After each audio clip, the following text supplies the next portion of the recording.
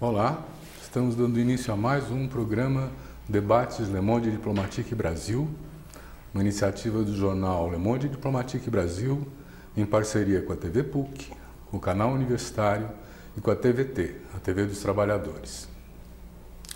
Hoje nós vamos tratar um tema que está presente na nossa conjuntura, é um elemento importante da dinâmica da sociedade civil. Nós vamos discutir o que são as ONGs, o que elas fazem e qual é o desafio com a mudança do cenário político que essas organizações estão enfrentando. Para tratar desse tema, nós convidamos 3 pessoas do mundo das ONGs que eu vou apresentar agora. O Ataíde Mota, muito obrigado por estar aqui, Ataíde. Obrigado. O Ataíde é antropólogo, ele é diretor executivo do IBASE, uma ONG importante do Rio de Janeiro. Ele já coordenou o Fundo Baobá para a Equidade Racial, trabalhou na Oxfam GB, na Fundação Ford e tem uma longa trajetória no mundo das ONGs. A Elisete Veiga Maia, muito obrigado também por estar aqui, Elisete.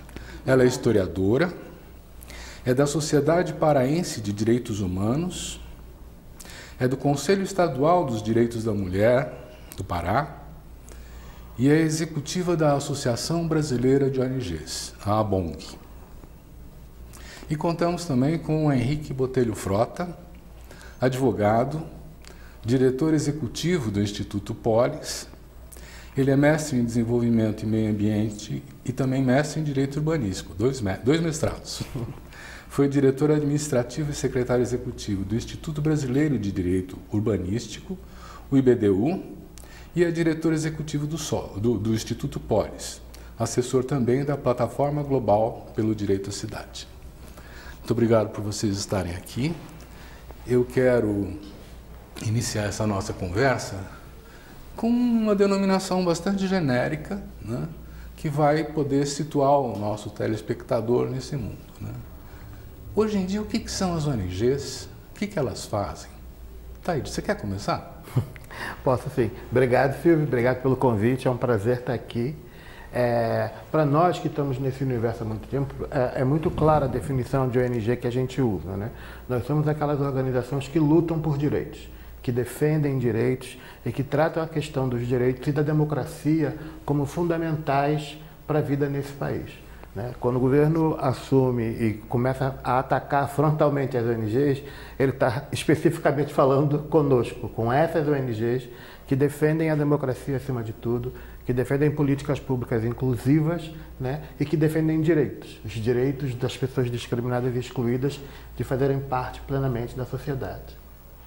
Elisete, você entende que essas ONGs, tal qual o Ataíde define, elas se veem representadas na Associação Brasileira de ONGs? Qual é a relação dessas ONGs com a associação?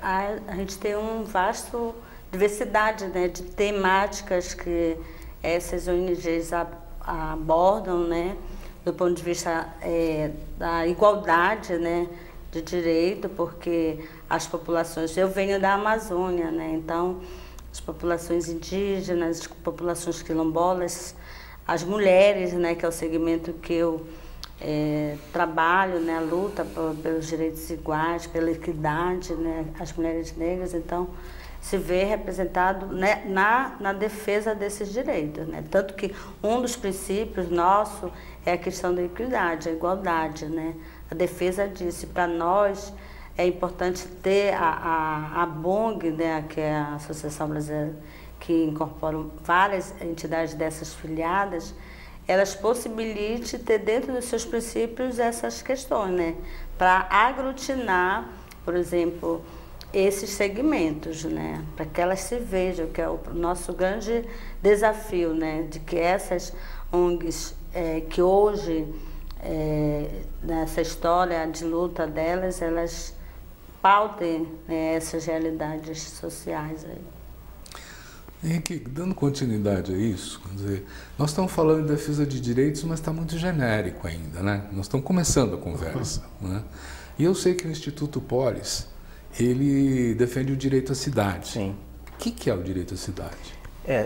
A nossa construção, né, a percepção do que é o direito à cidade, Silvio, ela vem de uma maturidade, de uma trajetória, né, do trabalho que o Polis tem, entendendo que é uma construção histórica, né? O direito à cidade há 30 anos atrás não é a mesma compreensão que hoje os movimentos sociais, os coletivos, né, as organizações que trabalham com isso compreendem. Eu acho que dos anos 70 para cá nós passamos por uma transição de compreensões. Inicialmente o direito à cidade, até pela realidade brasileira, de uma periferia muito precária, com muita escassez de serviço, de moradia, de saneamento, de transporte público. Nesse primeiro momento era um direito à cidade muito apegado a uma agenda material do serviço público e da infraestrutura, então que o esgoto chegasse na periferia, que a linha de ônibus chegasse na periferia, que tivessem projetos de habitação popular públicos, né? Então uma agenda bastante material e concreta de construção da cidade para atender essa população mais excluída. E dos anos 90 para cá, eu acho que nós fomos aglutinando, até pelos momentos históricos do país, né? Reivindicações por processos democráticos, né? Por mais transparência pública. Então a agenda do direito à cidade ela foi acumulando outras questões que não só essas bastante materiais da infraestrutura urbana, né? Então, por exemplo, a democracia urbana, né? O que a gente chama de gestão democrática das cidades, a possibilidade da população participar de processos decisórios reais e não apenas de consultas, né? Ou de processos de fachada, ou de simples comunicação. E mais recentemente também, eu acho que o direito à cidade, né, numa terceira fase, como nós identificamos no Polis, ele passa a incorporar também as dimensões da desigualdade, que não só são as desigualdades de renda ou as desigualdades econômicas, que isso é de fato uma dimensão muito importante, mas também como as questões de gênero afetam o acesso à cidade, como o racismo estrutural na nossa sociedade afeta o acesso à cidade, como as discriminações decorrentes, né, do preconceito, né, dirigido a diversas orientações sexuais pode afetar o acesso da população à cidade. Então é como se nós fôssemos acumulando, né, uma agenda mais material de estruturas da cidade, uma agenda mais política democrática e agora combinando também com um compromisso com a redução das desigualdades nessas diversas dimensões. Então o direito à cidade, resumindo, é a possibilidade de vivenciar a cidade de maneira plena, com todas as potencialidades que essa cidade pode nos oferecer, sem discriminação e sem restrição de acesso a nenhuma pessoa de qualquer tipo, seja de serviço público, seja dos próprios espaços públicos. Então, é a possibilidade de usufruir, de gozar da cidade de maneira plena e sem discriminação. Muito bom. Isso me sugere fazer a volta, porque nós temos aqui hoje, né, uma representação de São Paulo, uma representação de Belém do Pará e uma representação do Rio de Janeiro, né? Então, Lisete, eu vou voltar a fazer uma pergunta desse tipo, né? Vamos resgatar o que a Sociedade Paraense de Direitos Humanos faz? Que raio de direitos que ela defende? O que ela faz? Bom, a Sociedade Paraense tem 43 anos de vida. Ela foi... a origem dela foi na época do enfrentamento à questão da ditadura militar, tanto que os seus primeiros presidentes e presidentas foram pessoas que na época da ditadura foram presas, né, presas políticas. Então a origem, né, justamente era contra essa questão do regime político que na época estava vivenciando, né? E atualmente, no decorrer dos anos, essa sociedade, o tema principal é em relação à segurança pública, né? A violência institucional, né? Pelo menos pelos operadores desse sistema, né? Policiais que institucionalmente ameaçam populações, os conflitos que na época se tinha, grandes conflitos agrários no estado do Pará, que é um estado totalmente de grandes conflitos agrários, né? Então se vê nesse embate, né? Hoje a temática não só a segurança pública aliada ao processo de desenvolvimento que se tem na Amazônia, né? A proposta de como a inclusão de populações tradicionais, que hoje o grande capital impera na Amazônia, né, dizimando populações indígenas, dizimando áreas de territórios quilombolas, como é o projeto que se tem lá de acabar com determinadas, como é o caso de Belo Monte, né, que é o projeto que vai destruir muitas áreas indígenas, áreas quilombolas, com os projetos de biocombustível para plantação de vários produtos para fazer esse processo do biocombustível na região, e justamente estão nessas áreas de populações tradicionais, né? Tem uma área assim que a gente são projetos, nós seguimos na defesa dessas populações da região, em especial na região do Pará, mas a gente faz todo um acompanhamento de ações do ponto de vista internacional também. Obrigado. E o IBASE, o que o IBASE faz para defender direitos, Ataíde?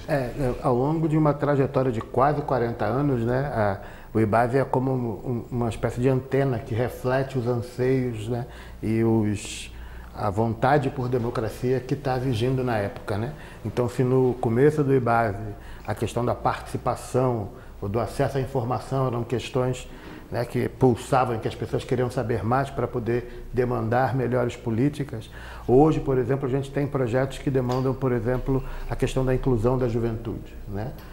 Depois de um processo de formulação de uma política nacional de juventude que pela primeira vez na nossa história tratou os jovens como sujeitos de direitos, hoje a gente está num processo de destruição praticamente da nossa juventude, onde ela não tem opção por crescer, né, por tornar-se adulta. Não tem possibilidade de trabalho, não tem possibilidade de lazer, não tem possibilidade de pensar no seu próprio futuro.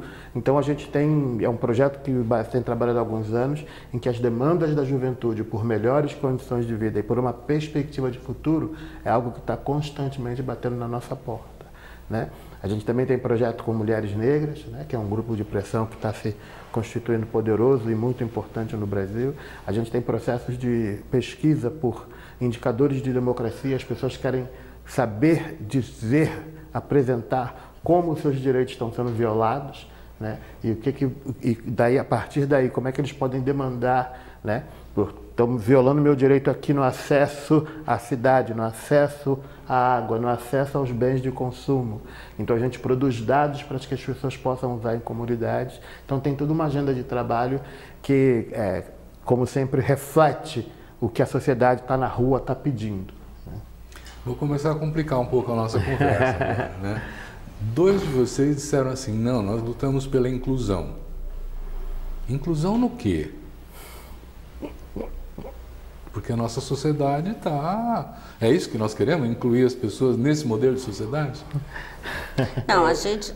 Desculpa. Pode ir, Elisete. A gente, por exemplo, tem um projeto hoje atual da periferia de Belém, né, com a juventude, né?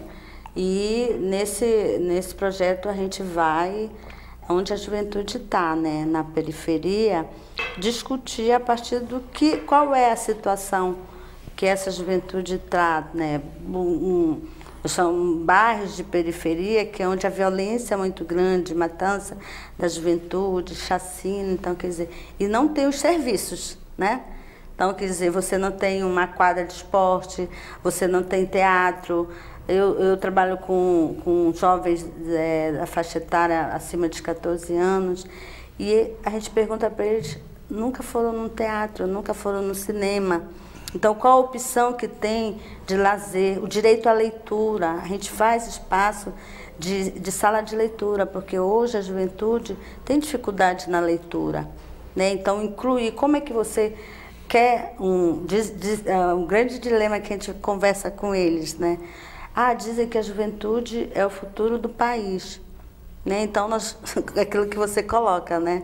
Que futuro, então, é esse se a própria juventude hoje não tem acesso a uma cultura, a um lazer, a arte, a educação, né? Então, discutir a partir disso. Esse território está tomado por outras coisas, né? Que é o território que a própria espaço de exploração, se for as meninas, de exploração sexual, né? Quer dizer, os meninos mais ligados à questão do lazer, mas um lazer que vai te levar à negatividade e não à propositividade. Então, tentar fazer esse processo para acesso a essas políticas. É que ele próprio diga, não, eu preciso ter acesso a essa política, isso aqui é bom para a minha vida, para a vida dos meus familiares e para o meu futuro, né? Então, vou provocar, né? Quer dizer, então, que você está falando que nós temos que ampliar o consumo desses jovens, é isso, né? Quer dizer, o consumo de políticas públicas, o consumo de bens materiais, o consumo, enfim, quer dizer, a medida é a ampliação do consumo, a inclusão? Eu diria por uma outra maneira, que não é o consumo, mas é que essa população historicamente excluída entenda o seu protagonismo, se enxergue como sujeitos de direitos, né? Esse é um grande desafio do nosso país até hoje, né? Porque parece que nós estamos assim num processo de avanço, de escolaridade e a população conhece seus direitos, isso não é verdade. E aí, até conectando com a primeira pergunta que você fez ao Ataíde, assim, pelo mapa das organizações da sociedade civil, que é um projeto que o IPEA mantém, no último dado é de 2018. Nós temos no Brasil mais de 780 mil organizações da sociedade civil. Todas essas compartilham desses princípios que nós três falamos aqui. Eu tenho uma agenda de trabalho, né, nesse mesmo caminho? Obviamente que não. Então, dentro desse grupo de 780 mil, existem segmentos, que é o que nós, por exemplo, o campo que circula em torno da ABONG, de organizações associadas da ABONG, tem uma gramática política e prática da sua atuação. E essa gramática não tem a ver com assistencialismo, não tem a ver com clientelismo, não tem a ver com profissionalização das pessoas para uma inserção alienada ao mercado do trabalho. Essa nossa gramática ela tem a ver com outras estruturas políticas que dialogam muito mais com direitos, com políticas públicas, com protagonismo dos segmentos que historicamente excluídos. E é uma inclusão, mas é de certa forma uma inclusão, Silvio, que pressupõe que é necessário construir uma outra sociedade, a partir de outras relações econômicas, né? Então, nessa nossa gramática é muito forte, obviamente, a questão da democracia, da justiça social e da justiça econômica também.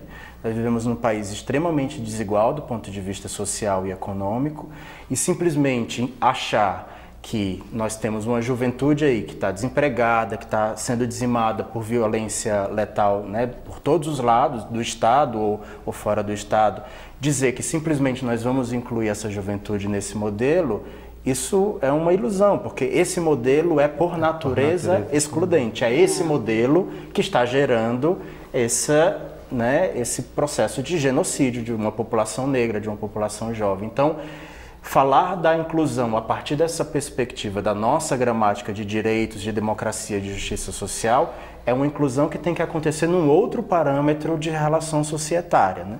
Nós temos que transformar essa sociedade para que, de fato, ela seja boa para todas as pessoas. Então, eu colocaria bastante nessa perspectiva, né? De que o nosso trabalho é fortalecer o protagonismo dessas camadas sociais para que elas consigam transformar a sociedade. Ataíde, indo nessa linha de raciocínio, existe já uma longa trajetória das ONGs na sua relação com os movimentos sociais, urbanos e rurais. Né? Mas o cenário político mudou. Né? Como é que está essa relação com os movimentos sociais hoje?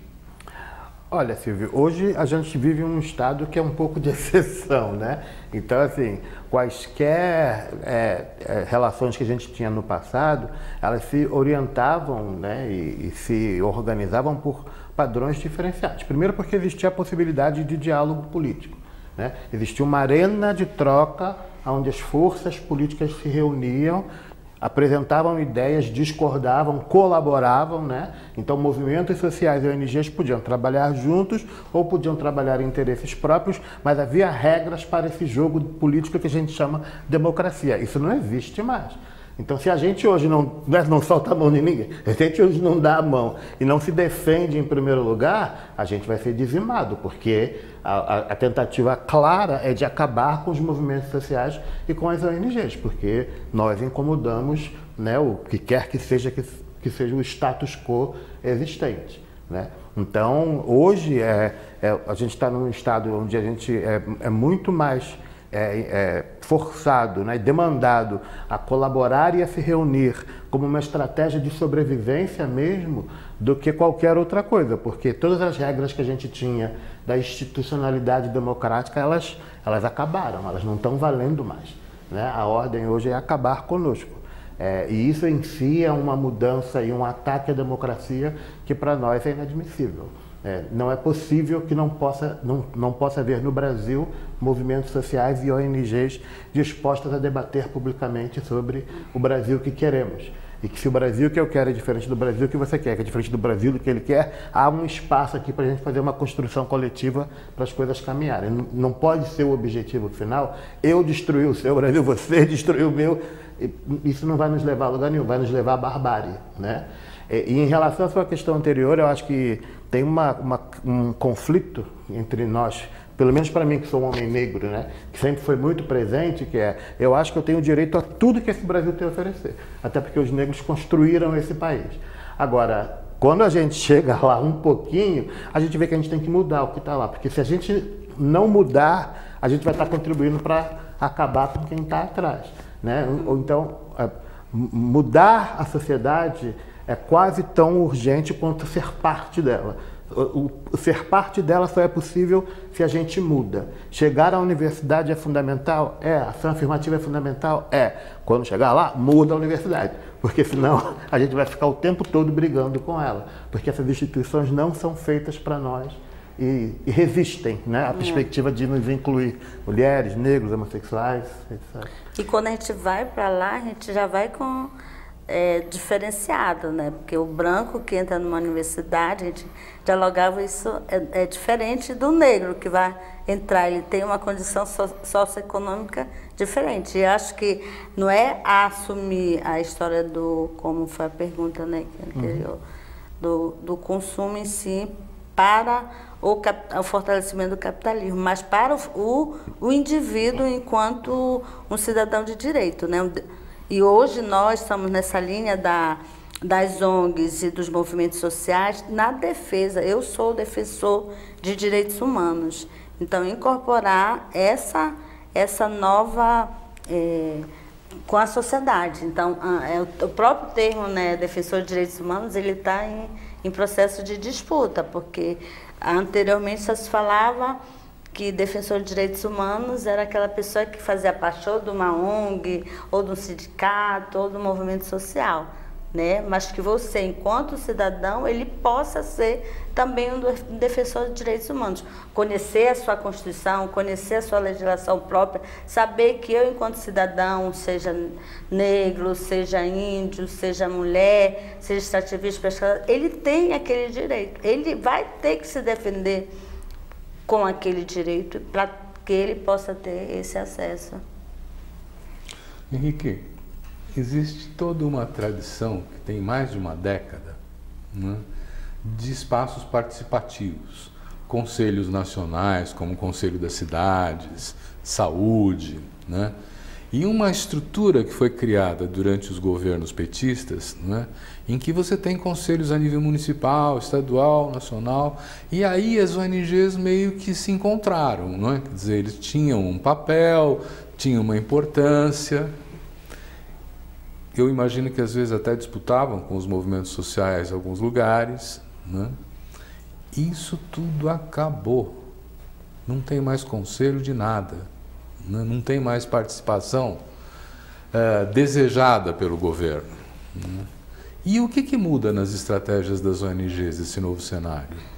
Eu acho que essa é uma reflexão super importante, Silvio, porque esse sistema que ruiu foi um sistema que nós ajudamos a construir. Essa era, digamos, a nossa agenda democrática também para as políticas públicas, a partir de uma compreensão de que a população conhece a sua realidade, que a população tem direito também a opinar e a participar dos processos decisórios sobre as políticas públicas. Então, quando nós tivemos as primeiras experiências brasileiras, inicialmente em municípios, né, localizadas, seja de orçamentos participativos, sejam de conselhos de direitos, na área da infância, na área da assistência social, depois outras áreas também foram incorporando, né, essa estrutura de fazer conselhos, de ter um plano com participação popular, um fundo que tivesse financeiro que tivesse atrelado, né? Então foi se constituindo um desenho, uma arquitetura organizacional dentro do Estado que foi muito fruto da reivindicação, do esforço e da idealização das organizações da sociedade civil desse campo, né, de defesa democrática e dos direitos coletivos, dos direitos sociais. Acontece que quando esse sistema se institucionaliza e começa a rodar, obviamente há uma certa distância entre o que a gente formata, sonha, idealiza e do que é a vida real dentro da administração pública, né? Como qualquer modelo, ele tem um padrão ideal e ele tem o padrão real, né? Então, mesmo antes de todos esses ataques antidemocráticos que nós vemos sofrendo no Brasil nos últimos anos, esse modelo já vinha apresentando fraturas, já vinha apresentando problemas, mas num ambiente democrático em que ainda se acreditava na possibilidade de aperfeiçoá-lo, né? Eu acho que depois de 2016, especialmente para cá, nós estamos vivenciando um período no Brasil, como o Ataíde disse, em que tudo aquilo que nós construímos como regra democrática praticamente não vale mais, né, como um estado de exceção.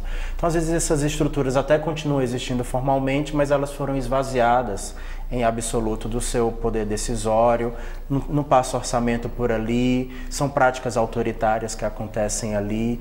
Então, eu acho que essa reflexão ela é crucial para as organizações que ajudaram a construir, porque é natural que exista um apego, né, histórico por aquilo que nós ajudamos a construir, mas também é muito importante que nós tenhamos uma percepção de qual é esse momento histórico e quais são os desafios de agora. E nós, particularmente no Instituto Polis, nós temos uma avaliação muito crítica, né? O Polis já participou de diversos conselhos a nível nacional. Hoje nós não fazemos parte, por exemplo, de nenhum conselho de direitos a nível nacional, porque é uma energia que nos demanda, tremenda que nos demanda, e que ela não resulta sequer em processos de resistência. Porque os conselhos também poderiam ser espaços de resistência, né? Mas muitos deles hoje nem isso. Então, nós estamos nos voltando, né, para um trabalho que dialoga com o Estado, porque nós acreditamos, né, nas políticas públicas, nós acreditamos que o Estado tem obrigações, né, em relação à garantia de direitos e deve ser responsabilizado por isso, mas nós estamos construindo outras vias em diálogo com a sociedade civil, com os movimentos, que são muito múltiplos também, né? Coletivos, de jovens, movimentos populares mais tradicionais. Hoje é um campo também muito múltiplo. Então, nós estamos caminhando para construir propostas, continuando pautando o Estado, mas entendendo que o Conselho não necessariamente é mais o espaço privilegiado, né, para o debate das políticas. Em alguns contextos ainda pode ser, mas, por exemplo, no cenário nacional não se mostra mais assim. Quando você fala em alguns contextos ainda pode ser, eu fico pensando em alguns governos de Estado, municípios que têm governos com tendências mais progressistas e que tratam esses espaços participativos de maneira muito séria, de maneira responsável, transparente. Aí eu acho que ainda pode existir um ambiente democrático a nível local ou a nível estadual, em que o Conselho possa ter uma utilidade, ele possa servir a essa agenda. Mas em ambientes em que não existe mais, né, o mínimo dos princípios democráticos, o Conselho também perde o sentido. Então, se nós já não vamos mais participar dos conselhos, não é? Isso quer dizer, nós não vamos buscar relações com o Estado, com as políticas públicas? Para onde se volta o trabalho das ONGs? Nesse momento eu acho que a gente pode parecer até uma volta ao passado, porque a gente já fez isso no passado, mas agora o contexto é outro. Mas volta à tona a importância do trabalho de monitoramento, né? E de organização da informação. Então nós precisamos, como já fizemos no passado, mostrar à sociedade que determinada opção política né? Quando o governo determina que esta é a política com estes parceiros para atender a estes interesses, esta política é ruim. E ela é ruim não é porque eu sou contra ela da minha cabeça. Ela é ruim porque ela prejudica a população mais pobre. Ela é ruim porque ela prejudica grupos específicos, muitas vezes grupos que estão ligados à realidade local. Então, se a prefeitura ou o governo do estado decide fazer uma política de saneamento com uma empresa privada tal, que vai invadir uma área tal, tem pessoas que estão vivendo ali no curso da água que vão ser prejudicadas diretamente. Vão ter seus direitos violados diretamente. Esta função a gente nunca deixou de fazer e ela agora torna-se mais importante do que nunca, porque agora, no contexto que a gente vive, tudo que é popular e democrático é ruim e tudo que você faz com o setor privado é maravilhoso, etc. Né? E no passado nós tínhamos instâncias de discussão, inclusive com o setor privado, né? Onde a gente chegava lá e dizia: reconheça o seu interesse, reconheça o lugar de onde você está vindo, estamos nesse ambiente onde você faz parte, mas tem limite. Você tem que vir até aqui, o seu lucro não pode ser a chave que vai dar, né, movimento a todo o processo, e o objetivo de fornecer abastecimento de água não é o seu lucro, é o abastecimento de água, as pessoas terem acesso à água. Para nós, o direito das pessoas sempre vem antes, por exemplo, do lucro da empresa. E aí a gente tem que chegar numa conta, porque senão... Elisete, então, o Ataíde está falando que um dos papéis atuais das ONGs é fazer esse diagnóstico, essa denúncia, apresentar as políticas e as consequências, né? Na forma, vamos chamar, perversa de como ela está sendo construída essa política hoje. Tem algum outro papel especial das ONGs hoje? Olha, no estado do Pará a gente ainda não abriu mão dos conselhos. A gente ainda está em algumas frentes, tipo segurança pública, as ONGs que são ligadas do campo da BONG, nós fazemos parte, porque a gente cria dois espaços, né, dois ambientes. O ainda de estar junto, fazendo essa discussão da política e a rua, né? E as organizações com os movimentos. Então, a gente ainda não... Existe essa grande disputa hoje de sair ou não dos conselhos, né? Nós ainda não abrimos mão. A nível nacional, a gente ainda tem, por outra representação, Conselho Nacional de Direitos Humanos, que o próprio governo está numa tentativa de acabar definitivamente, né, com a estrutura nacional, mas ainda tem um grupo grande, né, nesse processo de resistência. Na questão das mulheres, o Conselho Nacional de Direitos da Mulher também ainda existe algumas instituições nacionais que inclusive são filiadas à BONG, saíram, se retiraram, mas ainda persiste isso. Então, nós estamos nesse processo ainda, porque a nossa instituição ainda defende o seguinte, que é algo que foi construído por nós lá na Constituição, né? Que a gente defendia a questão do controle social via os conselhos, né? E essa apropriação, por exemplo, eu faço parte do Conselho de Saúde em Belém, que a gente fomos ONGs que criamos a política do SUS, né? Direito à saúde, né? Direito a que o SUS seja, como se diz, hoje eu estava lendo uma matéria de que SUS não é para pobres, SUS é para a população brasileira e qualquer pessoa pode ter acesso a esse espaço. E até ele pegava um exemplo, a vacinação é uma política do SUS, a questão da vigilância sanitária nas cidades é política do SUS, porque quem faz isso, a vigilância sanitária, é o sistema de saúde, não é o plano de saúde, ele não faz vigilância sanitária. Então, isso é defender o SUS. Então, o SUS é para toda a população. Então, o que ocorre? A gente não pode abrir mão desses espaços, porque aí, qual é o momento que você vai dialogar política pública na rua? Não, a rua é o momento de pressão. Até a gente tinha, quando a gente iniciou os conselhos de mulheres lá na década de 90, o tema era o enfrentamento à violência contra a mulher. As mulheres estavam morrendo. E a assistência social que atendia a gente, depois de uma grande manifestação, ela dizia: eu adoro quando vocês estão na rua, porque eu tenho uma justificativa para dizer para o meu governador, olha, tem um bocado de gente que já quer me queimar, já fizeram caixão comigo lá, porque eu não atendo, então entendeu? Tem que ter esse peso, né? E esse papel das ONGs, dos movimentos sociais, ele tem que estar aglutinado a isso. Né? Não é à toa que o governo federal atual está tentando fazer esse desmonte. Né? Desmonte em parte, porque, por exemplo, o Conselhos Tutelares, que houve o processo de eleição, para quem está na política da criança e adolescente, eles investiram, né? Nas eleições no Conselho Tutelar. Por quê? Porque vocês acham que de uma hora para outra eles vão rasgar o Estatuto da Criança e do Adolescente? Né? Não se vai rasgar. Quer dizer, tem coisas que nós não podemos abrir mão, porque foram muitas horas, foram muitos debates, principalmente do campo das ONGs, né?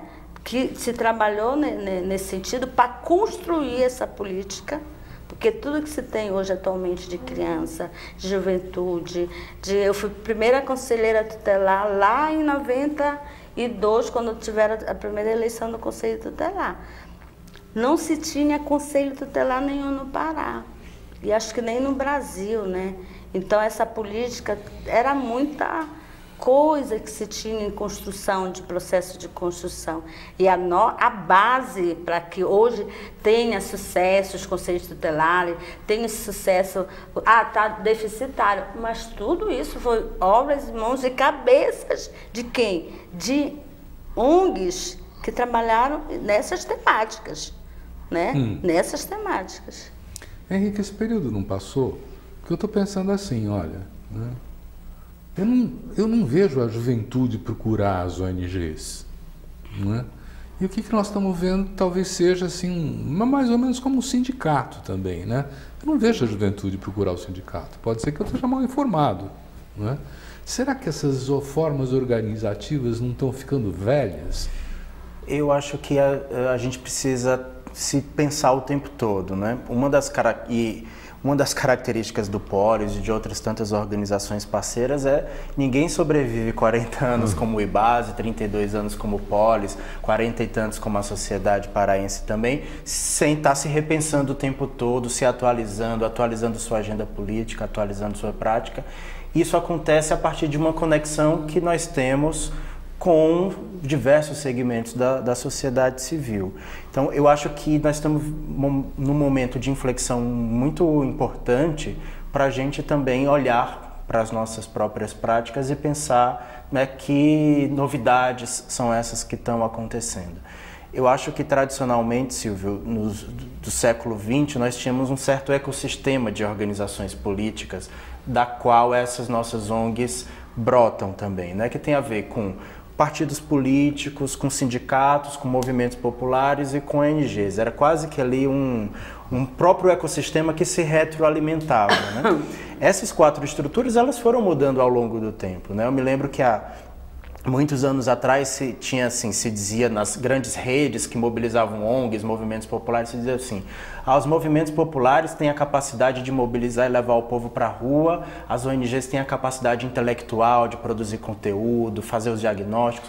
Hoje em dia, tenho amigos dos movimentos populares com mestrado, com doutorado, que têm capacidade intelectual de produzir por conta própria. E, ao mesmo tempo, nós vemos organizações, ONGs, que têm capacidade de mobilizar as pessoas para a rua também. Eu acho que foi acontecendo também aí o intercâmbio dessas habilidades ao longo das últimas décadas. E, no atual momento, eu acho que nós temos um perfil de organização social que está mudando bastante esse ecossistema, né? A reforma trabalhista, por exemplo, enfraqueceu tremendamente o papel dos sindicatos hoje. Nós estamos vendo diversas propostas, inclusive legislativas, de acabar também com a exclusividade do partido político como a via eleitoral obrigatória. Então tem propostas aí de que pessoas poderiam ser candidatos avulso, né, sem nenhuma legenda partidária. Os movimentos populares também se fragmentaram, ganharam outras dimensões, estão mais diversos. E nós estamos dentro desse ecossistema, ou seja, se a gente não pensa que isso mudou e que a gente também tem que se ajustar, E quando eu digo se ajustar, não é necessariamente nadar conforme a maré. Às vezes se ajustar significa também propor transformações no sentido mais progressista, né? Mas eu ainda acredito muito no papel das ONGs, né? Especialmente nesse atual contexto, porque nós estamos falando de organizações que elas têm um acúmulo institucional, seja de conhecimento, seja de práticas, que transcende o papel do indivíduo que trabalha na organização. Quer dizer, aquilo que eu produzo dentro do Instituto Polis, ele vira um acúmulo institucional, ele é apropriado pela instituição e existe aí, de certa forma, uma continuidade nessa defesa, né, de direitos e da democracia. Então, não é um trabalho efêmero, né, que se perde de um mês para o outro. Então, essas instituições têm um papel muito importante. Mas eu acho que nesse atual contexto, aí conectando, né, do que nós também podemos fazer, eu acho que os mecanismos de monitoramento estão muito atrelados com uma função importante nossa, que é acionar os mecanismos de exigibilidade.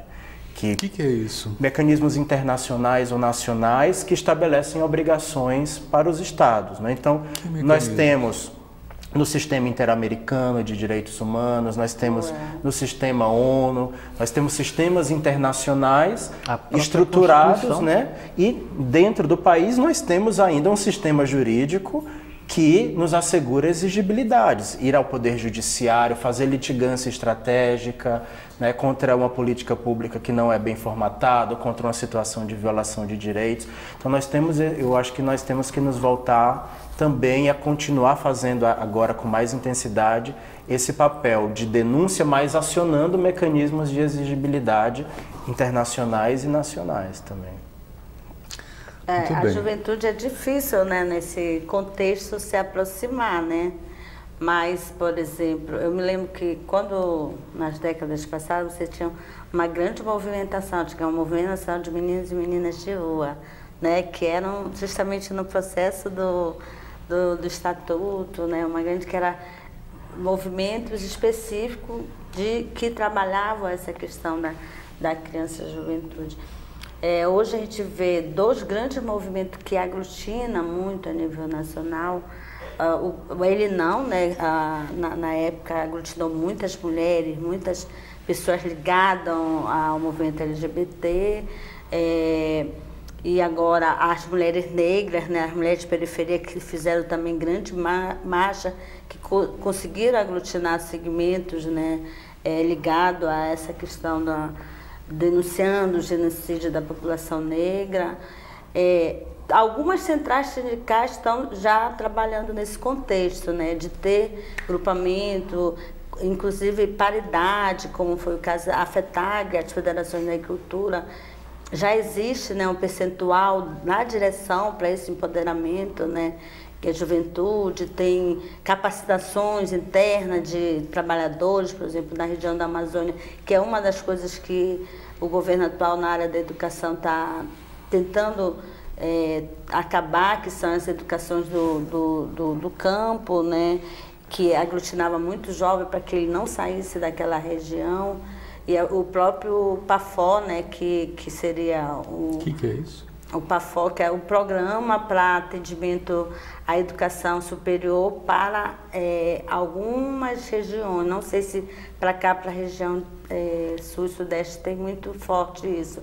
Mas na Amazônia foi um programa para que, por exemplo, a Universidade Federal pudesse ter turmas e municípios, né, de uma forma compactuada com o conteúdo. Digamos, ela montava um curso numa região, curso de matemática, numa área que tinha uma demanda, e aí a partir daí, né, a universidade ia para aquela localidade, né?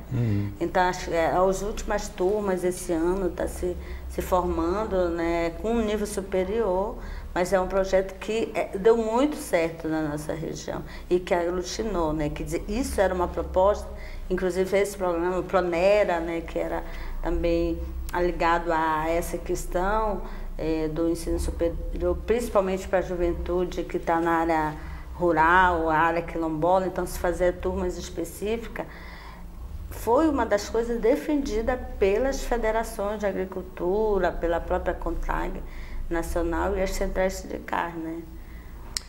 E a internet e as redes sociais, né?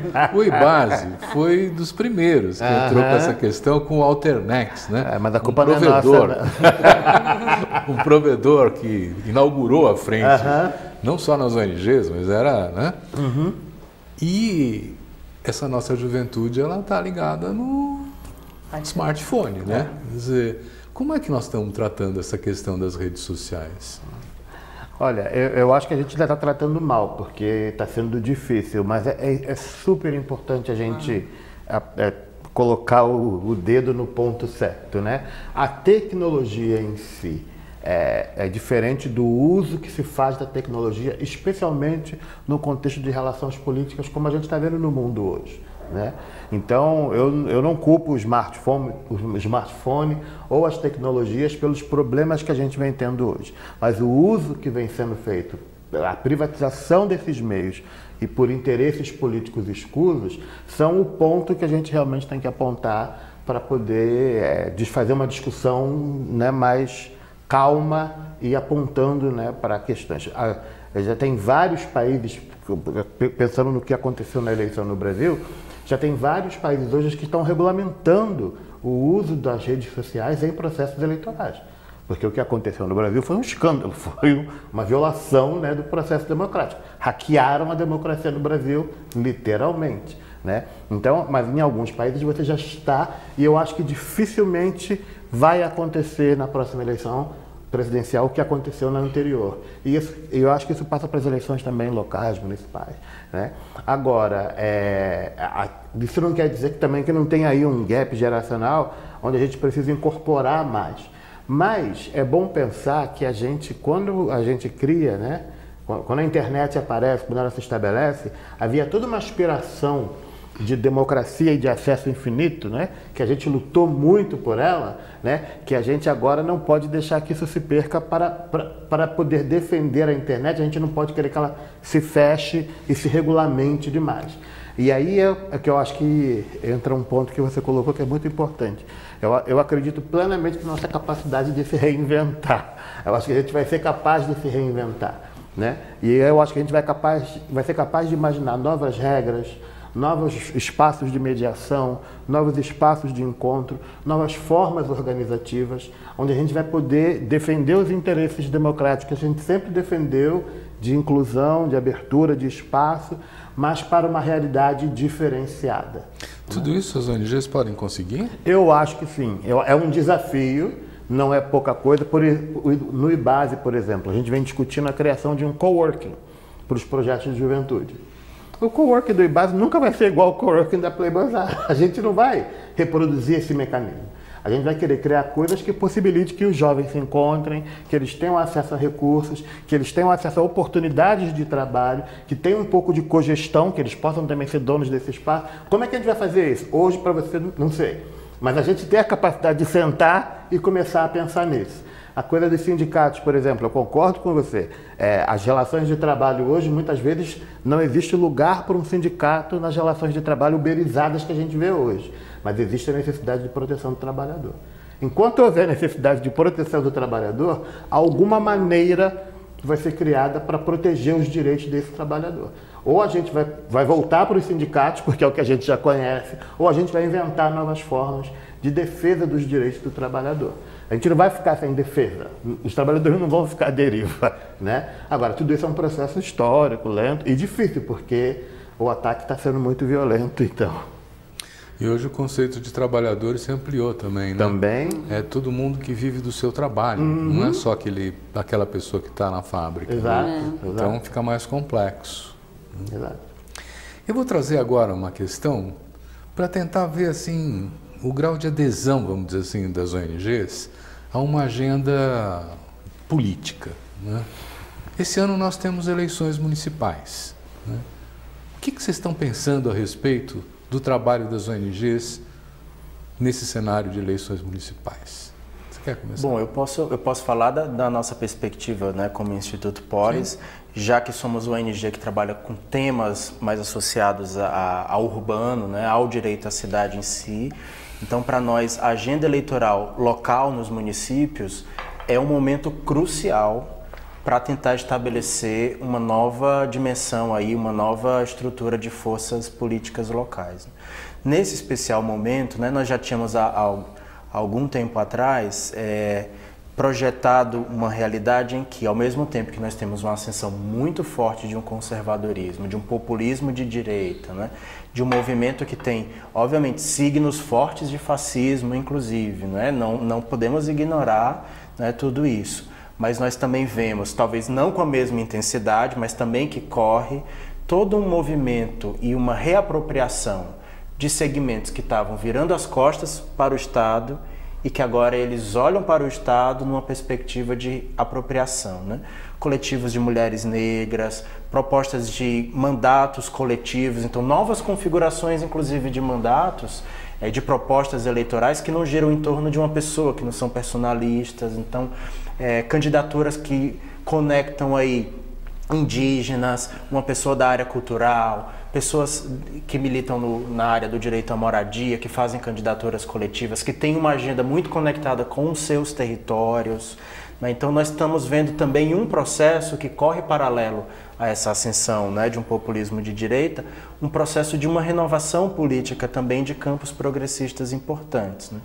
É claro que isso pode não ter o eco partidário, né, nos grandes partidos entendidos como do espectro de esquerda ou de centro-esquerda, mas é um processo em curso que, inclusive, já teve sucesso nas eleições anteriores, né, nos estados e na eleição para o Congresso Federal, com alguns mandatos muito progressistas e que tem feito um trabalho muito interessante, exemplar na defesa de direitos, de denúncia e na conexão direta com os seus territórios, com a população. Então, é o que a gente estava chamando do efeito, né, da Marielle, obviamente. Eu acho que o assassinato, né, da Marielle, a execução da Marielle, também faz parte desse contexto e fez levantar e fez emergir, né, muitas dessas iniciativas. Então, para nós, é um momento crucial dessas eleições municipais. O Polis tem um planejamento estratégico, né? Obviamente nós somos uma instituição que não tem vínculo partidário e que não vai apoiar nominalmente nenhum candidato, né?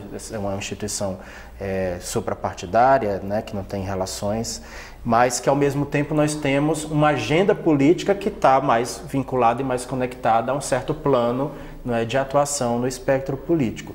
Então, nós vamos trabalhar muito intensamente nesse ano de 2020 naquilo que nós acreditamos, né? Que as pessoas têm que votar pela democracia, que as pessoas têm que votar pelo direito à cidade, entendendo o que isso significa na nossa vida cotidiana. E que aqueles candidatos e candidatas que defendem essas agendas pela democracia e pela, né, a melhoria da nossa vida cotidiana, que são pessoas que deveriam estar lá nos representando. Então nós vamos ter uma atuação que vai ser bastante voltada a esse diálogo com a sociedade de maneira geral e pensando nas juventudes especialmente, né, que vai enfocar também esse período eleitoral. Para nós é importante, muito importante. Elisete, e lá na Amazônia, como é que está essa história? Olha, nós lá na Amazônia, e aí a gente trouxe essas discussões, inclusive para a BON, que nós precisamos defender, dentro de uma política, parlamentares, governadores, vereadores, deputados, que defendem o Estado laico, né? Você não pode colocar sua religião acima de qualquer situação contra uma população. O caso específico das mulheres, né? Aquele parlamentar ele foi eleito para defender a população. Então, se ele é de partido A, de religião A ou B, a nossa Constituição fala do Estado laico. Então, nós precisamos, tem coisas de princípios. Então, vamos discutir lá no local, como o Henrique coloca, né? O local, as nossas propostas aliadas a uns princípios. E uma das coisas da defesa desse princípio é que a gente possa fazer essa agenda local de pessoas que defendam os direitos de um Estado democrático, equidade para homens e mulheres, igualdade, a questão que defenda políticas de acesso a essas populações, e não que vá defender o capital, que vá defender uma igreja, que vá defender um profissionalismo, como hoje nós temos exemplo da nossa política. Então, essa agenda local, tanto que nós, a gente incorpora uma frente que chamamos Frente Feminista lá na Amazônia, para dizer que nós mulheres, que feminismo é revolução, reafirmar esse compromisso. Estamos chamando o TRE, né, alguns grupos, para discutir uma pauta, para que as mulheres também sejam empoderadas, mesmo aquelas mulheres que estejam dentro de partido A ou B, mas que se faça uma frente política para a defesa dos direitos das mulheres, né, dessas populações. E o Rio de Janeiro, que tem as milícias, que tem essa violência, que tem... No Pará tem as milícias também, que foram de lá. Não, tem um Como é que é o tema? ONG, eleição, Rio de Janeiro. Tem uma dimensão que eu acho que é importante a gente resgatar, que Betinho, né, fundador do Base, sociólogo editor, sempre dizia, é que o nosso espaço é o espaço da sociedade civil. A gente interage com os outros espaços, a gente, né, se mete lá nos outros e tal, mas o nosso espaço autônomo, que nós criamos e nós sustentamos, é o da sociedade civil. E esse não está em risco. A gente pode estar até sendo atacado, mas a gente continua existindo. Então a gente pode monitorar, pode criticar, pode fiscalizar, pode propor, pode participar, pode, né? Mas a gente continua no nosso lugar de sociedade civil. Incidir no processo eleitoral não quer dizer comprometer a nossa autonomia, né? É uma tarefa política a qual a gente se dedica desde sempre. A gente nunca se ausenta de processos eleitorais. A gente só não acha que a vida se resume ao que acontece no espaço do parlamento ou no espaço do governo, porque o nosso lugar é esse da sociedade civil. Agora, novos desafios estão sendo colocados, né? A questão da violência, por exemplo, né, pede que a gente, como sociedade civil, repense as estratégias para lidar com isso. Especialmente porque tem uma dimensão de violência física imediata, né, que retira direitos das pessoas, especialmente das populações mais pobres, direitos básicos de circular, de ter acesso às coisas, tudo passa a ser mediado, né, por uma força paramilitar, né, ilegal e ilegítima, mas também tem a dimensão da constituição do Estado mais amplo. E aí, quando os interesses das milícias entram dentro do Estado, todo o Estado está comprometido. Toda a arquitetura do Estado brasileiro hoje está comprometida por conta desses interesses. Então, essas eleições são uma oportunidade para a gente colocar esse assunto em pauta, né? E eu tenho me dedicado muito, porque eu acho que tudo passa na vida, né? Da esperança de que tudo vai passar. É assim, como é que a gente vai fazer para reconstruir esse país? O que a gente perdeu, a gente já sabe agora. Como é que a gente vai trazer de volta, né? Então tem todo um reconstruir daqui para frente que pode até demorar um pouquinho a chegar, mas que a gente vai precisar ter claro que propostas, que passos são viáveis e qual é o papel da sociedade civil, né, em renovar, por exemplo, o parlamento, renovar o Estado, renovar os governos, renovar a República Brasileira, para que a gente possa ter um governo e uma sociedade mais democráticos. O problema do que vocês colocam, vocês falam assim, eu quero a inclusão, eu quero a universalização de direitos, né? Estamos lutando por isso, mas vocês já se deram conta que no capitalismo isso não é possível? Não é à toa que o nosso mote, que virou mote dos fóruns sociais mundiais, é que um outro mundo é possível, né? Eu acho no capitalismo não é, mas no outro mundo... Nós temos uma tarefa, nós como organizações ou movimentos populares organizados, setores progressistas, Silvio, que eu acho que muitas vezes nós somos identificados com a crítica, com o questionamento, com a problematização. Isso é um papel fundamental e continuaremos fazendo sempre. Mas nós temos um outro papel, que é prefigurar o que é esse novo mundo. A gente já tem como experimentar hoje outras realidades em relação ao meio ambiente, outras realidades em relação às relações raciais, às relações de gênero. É possível construir outras sociabilidades hoje, não é uma coisa para daqui a 300 anos, entende? Então nós como organizações também temos esse papel importante, que é mostrar para a sociedade que nós vivenciamos uma outra realidade já hoje. Obviamente, em determinados aspectos não é uma realidade plena, completamente transformada, né, nova. Mas eu acho que nós temos esse dever de enunciar o que é esse outro mundo possível. Elisete, nós estamos chegando ao fim da nossa conversa, uma hora passa rápido, né? E nesse fim de conversa, eu queria entender se a ABONG tem algumas conexões internacionais para a gente fazer a ponte entre o geral e o que acontece no Brasil, ou se nós estamos sozinhos. Você tem 1 minuto. Tarefa difícil, né?